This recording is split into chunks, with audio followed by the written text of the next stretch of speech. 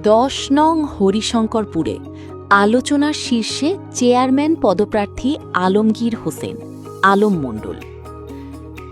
আসন্ন স্থানীয় সরকার নির্বাচনকে সামনে রেখে ঝিনাইদহ সদর উপজেলার ১০ নং হরিশঙ্করপুর ইউনিয়ন পরিষদের নির্বাচনী মাঠ ক্রমশ উত্তপ্ত হয়ে উঠছে।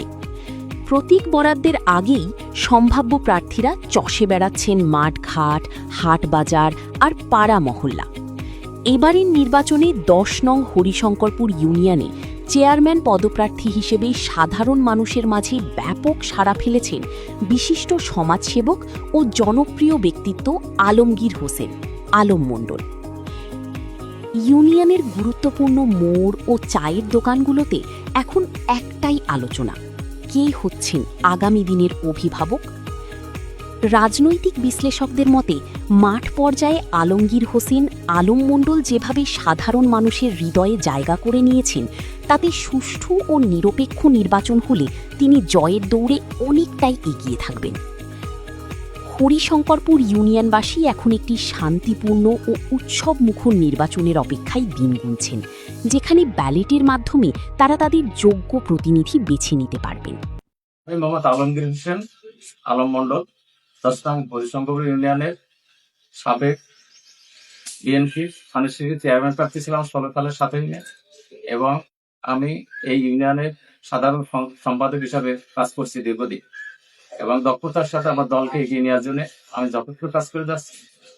আমি ১৭ বছর দলের দুর্দিনে আমার দলের মান সম্মান ইজ্জত, আমার দলের কার্যক্রম সব দিক থেকে এগিয়ে নেওয়ার জন্য আমি আমার পরিবার, আমার নেতা কর্মীরা দক্ষতার সাথে কাজ করে আসছি। জনগণ চায় একটা সৎ অনেস্ট লোক, যে দেশ ও জাতির এবং ইউনিয়নের কল্যাণে কাজ করে। এই জন্য আমাকে চায়।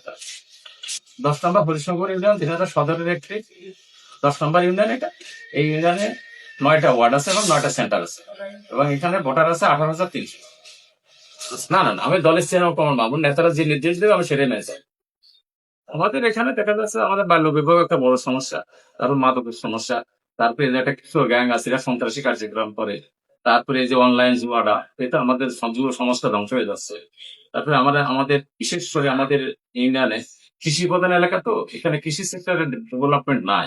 এটা উন্নয়ন করার দরকার, বিশেষ প্রয়োজন। আমাদের জনগণের কৃষি সেক্টরের উন্নয়ন হলে, যেমন ডেইরি আছে, পোল্ট্রি আছে, ফিশারি আছে, এগুলো উন্নয়ন ব্যাপকভাবে আমার চিন্তা ভাবনা আছে, এবং আমার জনগণ এটাই চায়, এবং এরা চায় শান্তিতে একটা বসবাস করতে।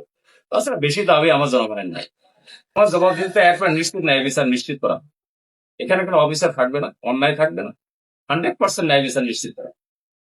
ডোনেশন আসবে এবং বিভিন্ন প্রজেক্ট আসবে, ন্যায় ভিত্তিতে সমতার দিয়ে জনগণের আনুপাতিক হারে এগুলো বিতরণ করা, এবং দরিদ্রদেরকে প্রায়োরিটি বেশি দেওয়া।